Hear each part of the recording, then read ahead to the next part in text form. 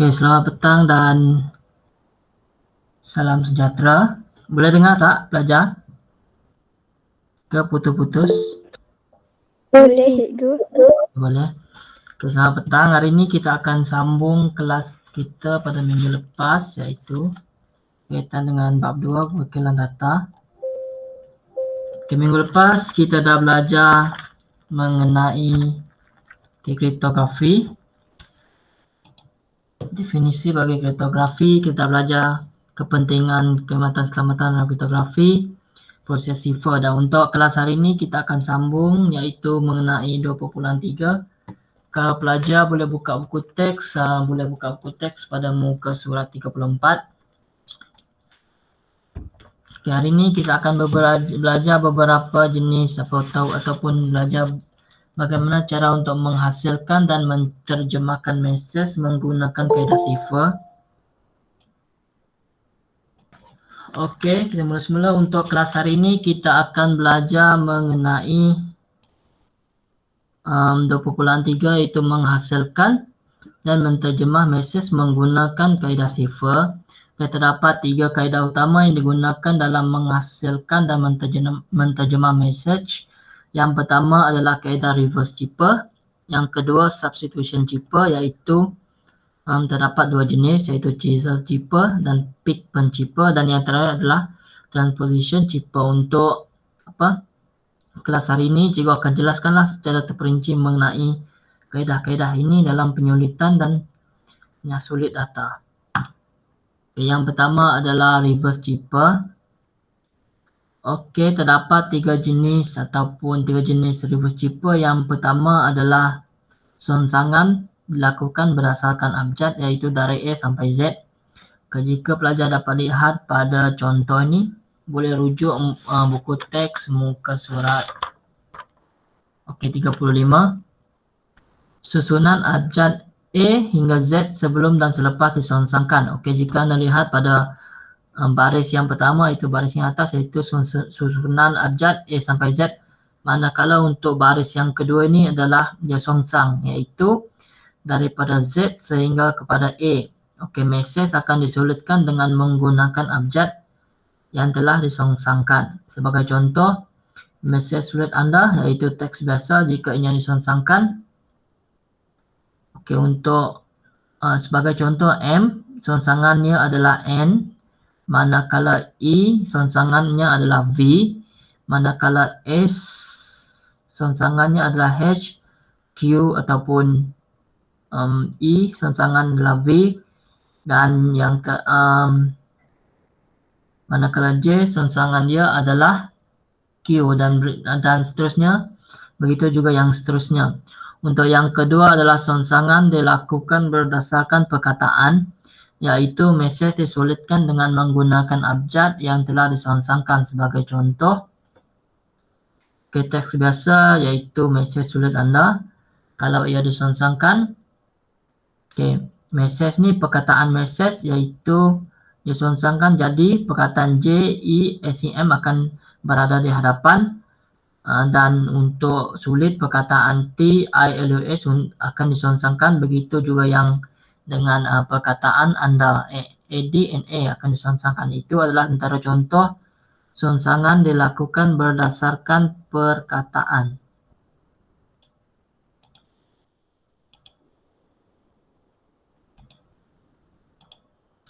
Yang terakhir adalah songsangan dilakukan berdasarkan seluruh mesej.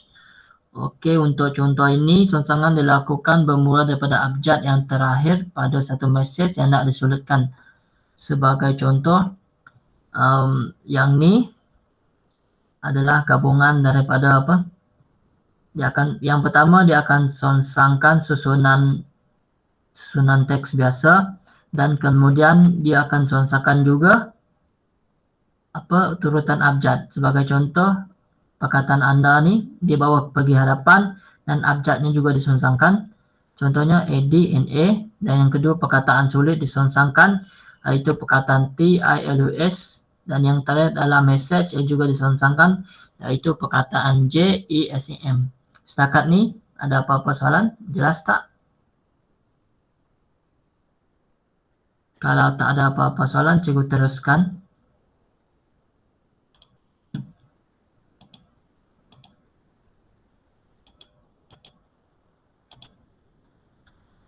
Oke, seterusnya adalah kaedah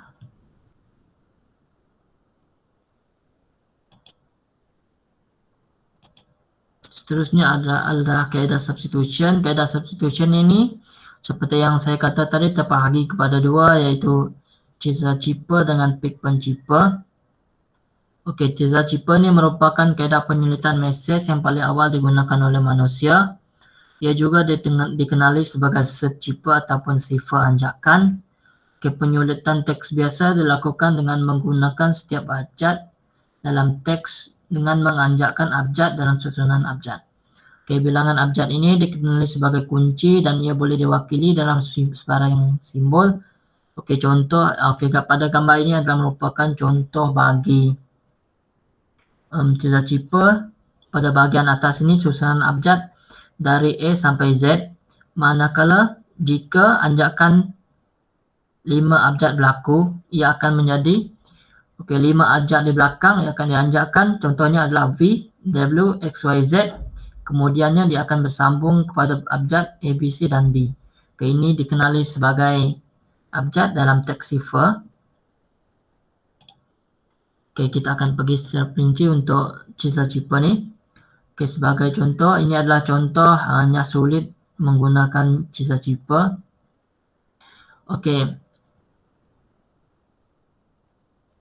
Contohnya adalah pada situasi ini Amin diberikan satu mesej berikut. Dia diberitahu bahawa kaedah sifar digunakan adalah cisa sifar. Yang pertama, dia akan bagi teks dalam bentuk teks sifar, iaitu tidak boleh dibaca. Kemudian, ini yang penting, kunci diberikan adalah 3. Ini bermaksud anjakan daripada 3 abjad. Contohnya, abjad dalam teks biasa A sampai Z, manakala abjad dalam teks sifar anjakan untuk 3 abjad, iaitu X, Y, Z, A, B, C, sebab itu sampailah W. Sebagai contoh,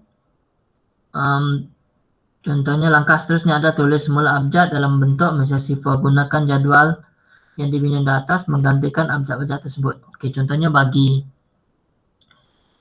perkataan G ni adalah G untuk objek sifar dia, teks sifar dia adalah J, iaitu songsangan dia. G songsangannya adalah J, ikut pada jadual ni. Manakala untuk R pula, dalam teks sifar R adalah U dan J adalah M. M adalah songsangan adalah P, manakala X adalah songsangan yang adalah A, iaitu perkataan pertama adalah jumpa. Untuk teks sifar bagi songsangan A adalah D dan F adalah I, iaitu perkataan dia D. Untuk teks sifar bagi hash songsangannya adalah K, X songsangan adalah A, K songsangannya adalah N, Q songsangannya ataupun dalam teks biasanya adalah T, manakala F dalam teks biasanya atau songsangannya adalah I, dan yang terakhir adalah K songsangannya ataupun teks biasanya adalah N. Oleh itu mesej yang dihantar ataupun yang telah dinyah sulit adalah jumpa di kantin. Sekat ni jelas tak? Ke ada apa-apa soalan?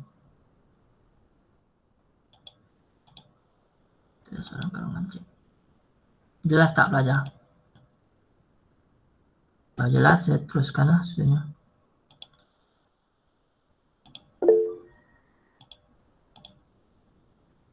Baik. Thank you. Untuk kaedah yang seterusnya ataupun kaedah bagi yang kedua dalam substitution cipta ni adalah pik pencipta. Pik pencipta ini dikategorikan sebagai substitution cipta geometri yang mudah. Setiap abjad digantikan dengan simbol grafik garis sempadan menghasilkan simbol grafik yang unik dalam pik pencipta. Yang ini adalah penceruan untuk memudahkan proses penyulitan dan yang sulit dapat dilakukan dengan mudah. Okey. Jika anda dapat lihat pada contoh-contoh ini merupakan garis sempadan ataupun simbol grafik bagi pik pencipta. Nanti akan jelaskan pada slide seterusnya. Okay, jika pelajar dapat rujuk pada buku teks muka surat 38, berikut merupakan contoh ataupun simbol-simbol dalam proses penyulitan cipta. Jika kita dapat lihat mengikut abjad iaitu A sampai Z, jenisnya simbolnya adalah berbeza. Okey, contohnya berdasarkan jadual 2.2, mesej selamat pagi dapat disulitkan menggunakan pik pencipta dengan mudah seperti ditunjukkan pada jadual 2.3. Okey. Jika kita rujuk pada simbol pada abjad ini, kita senanglah untuk tafsir apa itu mesej yang cuba disampaikan. Contohnya adalah perkataan selamat datang. Selamat datang ini dia terdiri daripada pelbagai kombinasi simbol. Jika kita rujuk pada susunan abjad dan perwakilan simbol, kita dapat tafsirlah. Okey, kalau dia beri gambar mengenai simbol-simbol ni, kita akan dapat tafsir dengan hanya merujuk kepada abjad dan perwakilan simbol ni. Okey, kaedah yang ketiga dan terakhir adalah berkaitan dengan transposition cipta, iaitu transposition cipta ini terbahagi kepada dua. Yang pertama adalah columnar transposition, yang kedua relevance cipta. Ini adalah bertujuan untuk mengubah kedudukan abjad dalam teks biasa. Perubahan yang dilakukan ini dikenali sebagai pemutaran atau pencampuran, dalam bahasa Inggerisnya scrambling. Penyulitan dan yang sulit menggunakan kaedah transposition ini menggunakan kunci. Ia juga sama seperti kaedah sebelumnya, iaitu sisa zipper. Kaedah ini juga menggunakan kunci untuk menyulitkan dan yang sulit data.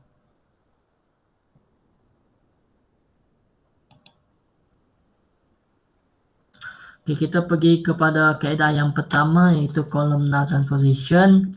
Okey, secara ringkasnya, columnar transposition ini adalah untuk menyulitkan mesej dengan menulis pada jadual mendata dengan bilangan lajur. Satu perkataan dipilih sebagai kunci penyulitan. Ini yang saya sebut tadi. Untuk menjalankan ataupun menyulitkan mesej bagi kaedah columnar cipta ni, kita memerlukan satu kunci penyulitan. Okey, bilangan abjad pada kunci akan menentukan bilangan lajur dalam jadual, manakala abjad-abjad dalam kunci menentukan cara mengubah urutan abjad dalam mesej. Dan yang terakhir adalah setiap abjad akan ditulis pada setiap petak dalam jadual. Nanti kita akan tengok. Okey, ini merupakan cara-cara ataupun langkah-langkah penyulitan menggunakan columnar transposition. Okey, basically terdapat secara ringkasnya terdapat 3 langkah yang utama, iaitu yang pertama, kenal pasti kunci dan isi baris dengan menggunakan susunan abjad.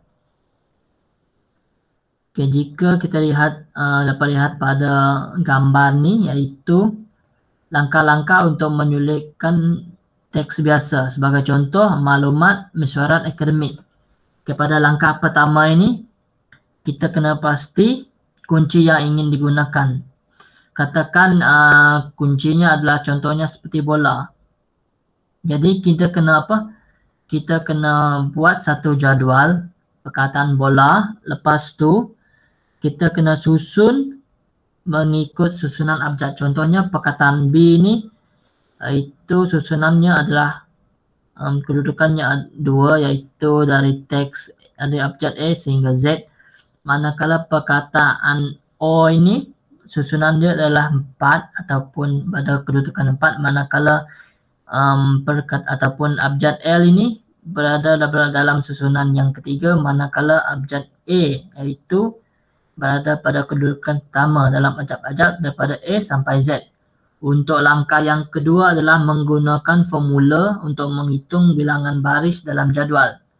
Okay, sebagai contoh, formulanya senang je. Untuk mengira bilangan baris, kita kena tahulah bilangan abjad dalam teks biasa.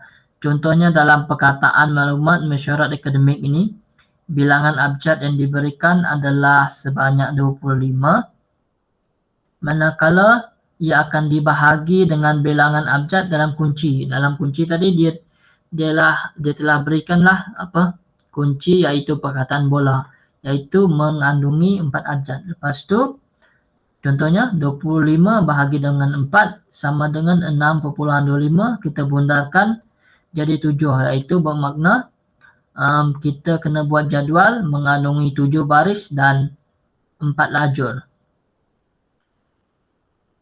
First, kita kena isi perkataan bola ini, iaitu lajur dia 4.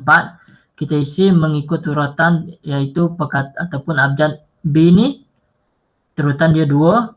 O turutan dia 4, L turutan dia 3 dan A turutan yang pertama. Kemudian kita isilah contohnya perkataan yang pertama ataupun abjad yang pertama, M maklumat. Kita isi mengikut urutan maklumat, ni maklumat mesyuarat akademik. Lepas tu kan ada 3 bahagian kosong ni, kita isi je mana-mana abjad untuk memenuhi jadual. Setakat ni faham tak? Kita sambung untuk langkah yang ketiga. Langkah yang ketiga ini, teks sifar akan ditulis berdasarkan jadual yang dihasilkan dalam langkah 2. Seterusnya mulai daripada lajur yang pertama ditulis ke bawah dan diikuti dengan lajur yang seterusnya. Contohnya lajur yang pertama adalah lajur yang pertama L, T, Y, A, I, Z. Itu adalah lajur yang pertama. Lepas tu turutan kedua adalah kita tulis mengikut lajur yang kedua, iaitu M, U, T, A, D.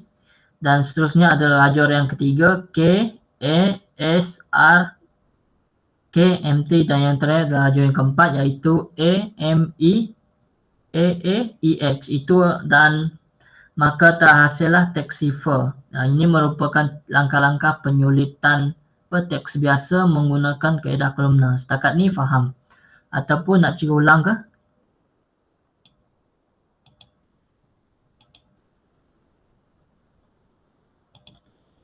Faham tak?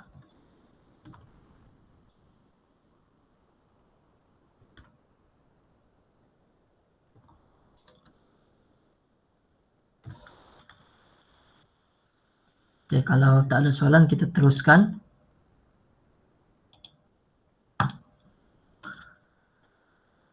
Kalau kita lihat tadi itu proses penyulitan menggunakan columnar transposition.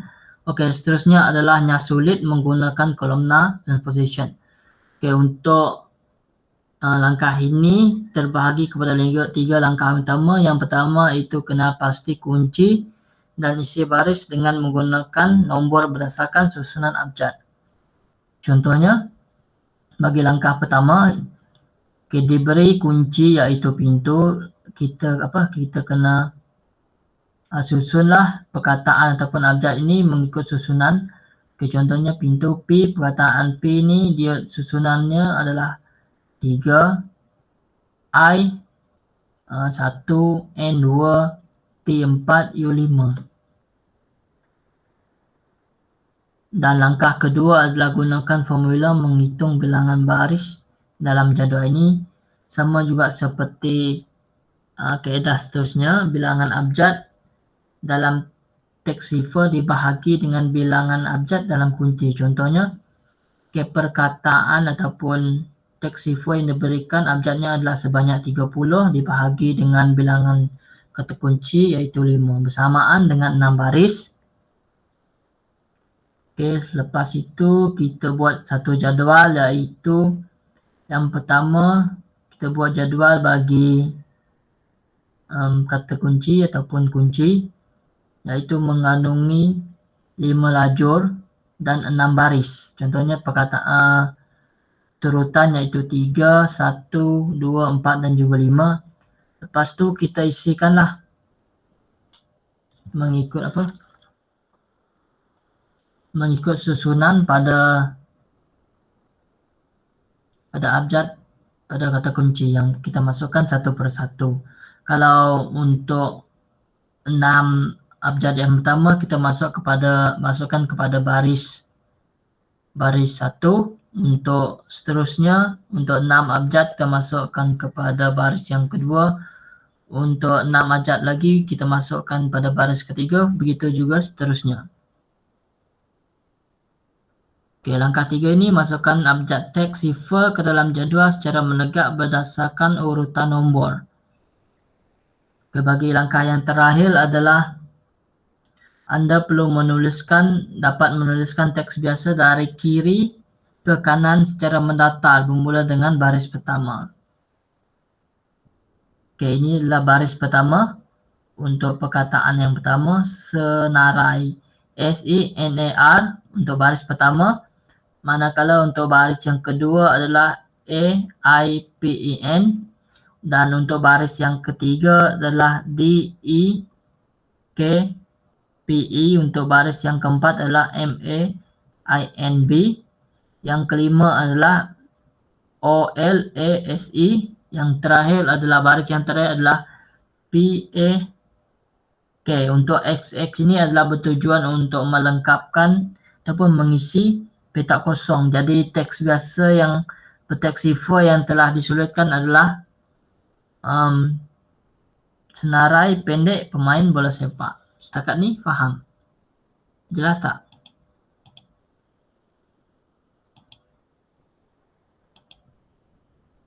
Jelas, saya sambung kalau tak ada soalan. Okay, yang terakhir adalah dalam transposition sifar ini, kaedah yang terakhir adalah reference keeper. Ia juga disebut sebagai zigzag keeper. Abjad-abjad dalam teks biasa disulitkan mengikut susunan baris demi baris dan mengikut susunan corak zigzag seperti pagar. Maafkan saya ada typo. Okey, seterusnya memerlukan kunci dalam proses penyulitan dan yang sulit. Kunci merujuk kepada bilangan baris yang digunakan. Okey, pada gambar ini kita dapat lihat kunci yang digunakan adalah 2, bermaksud 2 baris yang digunakan. Isi abjad-abjad teks biasa dalam corak zigzag. Okey, kita isilah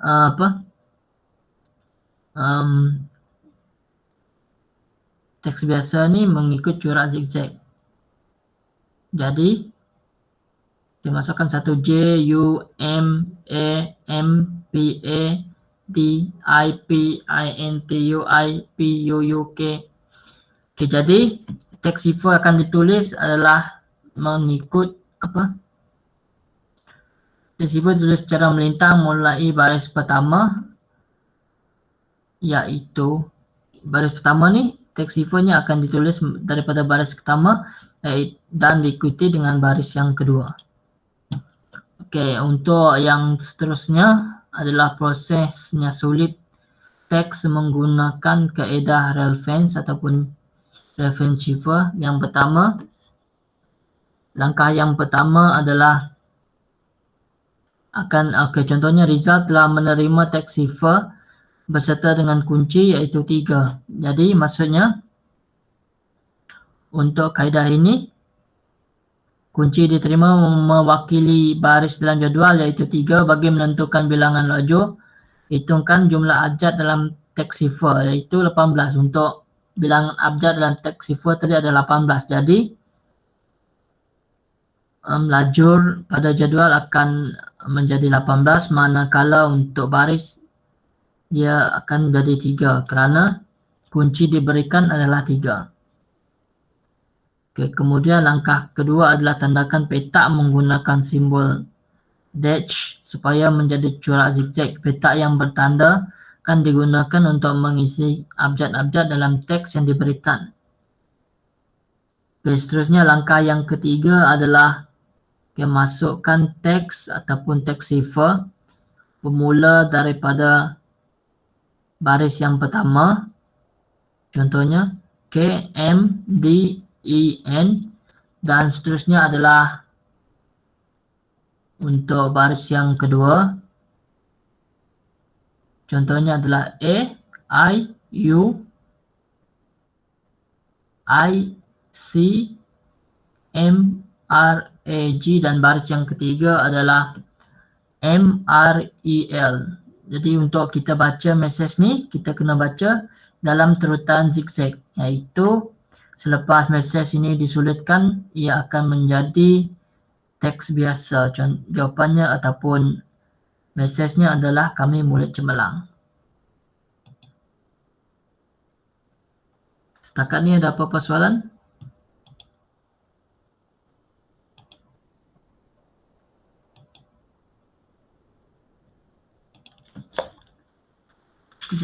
Tulis kehadiran dulu kat ruangan chat ni.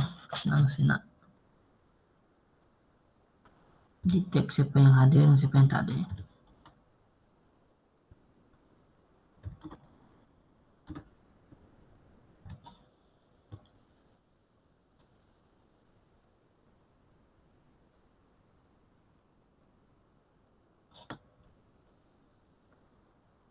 Tulis nama kat ruangan kehadiran. Ruangan chat.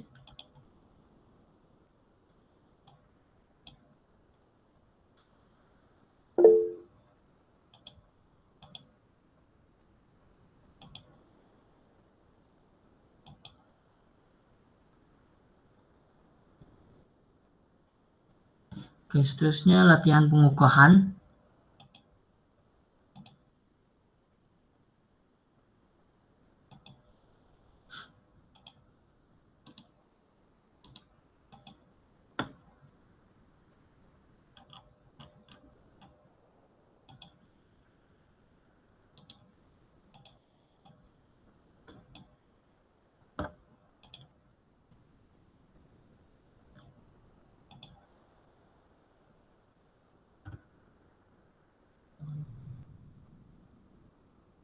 Okay, untuk latihan pengukuhan ni pelajar kena siapkanlah sebelum kelas kita tamat, iaitu sebelum jam 4 petang. Di sini ada tiga soalan utama, iaitu yang pertama, soalan sila nyatakan tiga jenis reverse chapter. Reverse chapter yang telah anda pelajari seperti yang saya terangkan tadi. Ada tiga kaedah reverse chapter. Yang pertama saya terangkan tadi adalah songsangan dilakukan berdasarkan abjad, yang kedua songsangan dilakukan berdasarkan perkataan, dan yang ketiga adalah songsangan dilakukan berdasarkan seluruhan mesej. Bagi soalan kedua pula adalah menghendaki pelajar untuk menguraikan perbezaan antara kaedah penyulitan Caesar Chipper dan Pick Pencipper, iaitu berada pada kaedah substitution type.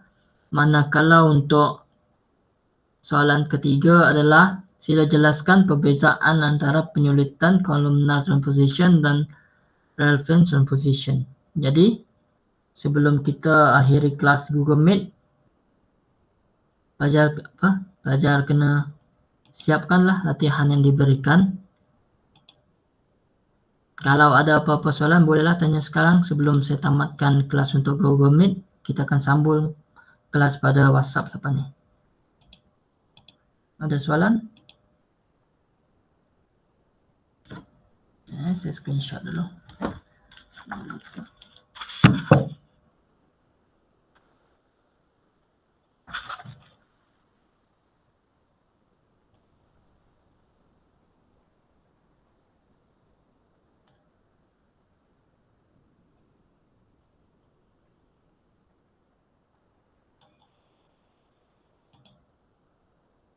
Kalau tidak soalan, sebelum saya akhir kelas, untuk hari ini kita telah belajar beberapa jenis kaedah dalam menghasilkan dan menterjemah teks ataupun teks cipher. Yang pertama adalah kaedah reverse chipper. Yang kedua adalah kaedah substitution chipper, iaitu dua kaedahnya, Caesar Chipper dengan Pick Pencipper, dan kaedah yang terakhir adalah transposition cheaper, iaitu mengandungi dua kaedah utama. Yang pertama adalah columnar transposition dan yang kedua adalah reference cheaper.